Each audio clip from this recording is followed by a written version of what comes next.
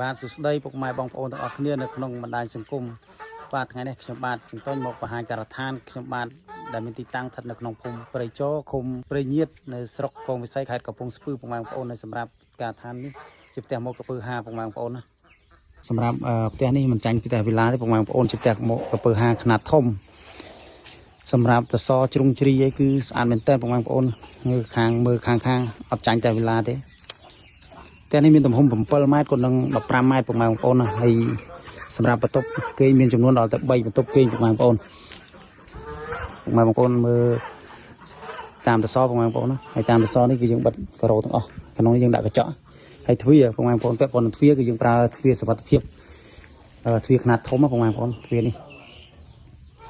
ទ្វារសុវត្ថិភាពខ្នាតធំមានប៉ាណូពីលើស្អាតណាស់ពុកម៉ែបងប្អូនទលាយមែនតើផ្ទះនេះបើក្បាល7ហើយ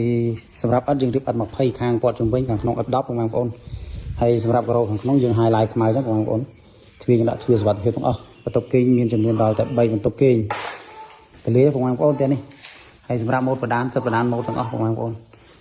តាំងកន្លែងទទួលភ្ញៀវតាំងក្នុងបន្ទប់គេងគឺបដានម៉ូតទាំងអស់ផ្ទះនេះខ្នាតធំបងប្អូនចឹងពុកម៉ែបងប្អូនចង់សាងសង់ផ្ទះអីអាចតាក់ទងមក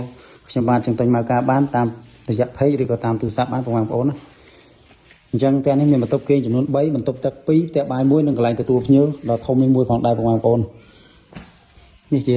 ផ្ទះបាយខាងក្រោយបងប្អូន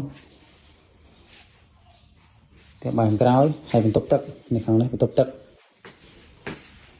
យើងចិត្តបញ្ចប់ដែរបងប្អូនហើយទៅក្នុង4-10ថ្ងៃទៀតយើងនឹងបញ្ចប់ការឋានហ្នឹងហើយបន្ទប់ផ្នែកខាងបន្ទប់ទឹកមួយទៀតនៅខាងក្រៅបងប្អូននៅក្រៅ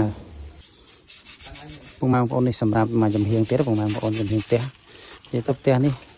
សម្រាប់ជ្រីវិញអត់ចាញ់ផ្ទះវិឡាទេស្អាតមែនទែនបងប្អូនផ្ទះនេះអញ្ចឹងអរគុណបងប្អូនច្រើនវីដេអូមានតែប៉ុណ្្នឹងទេបងប្អូន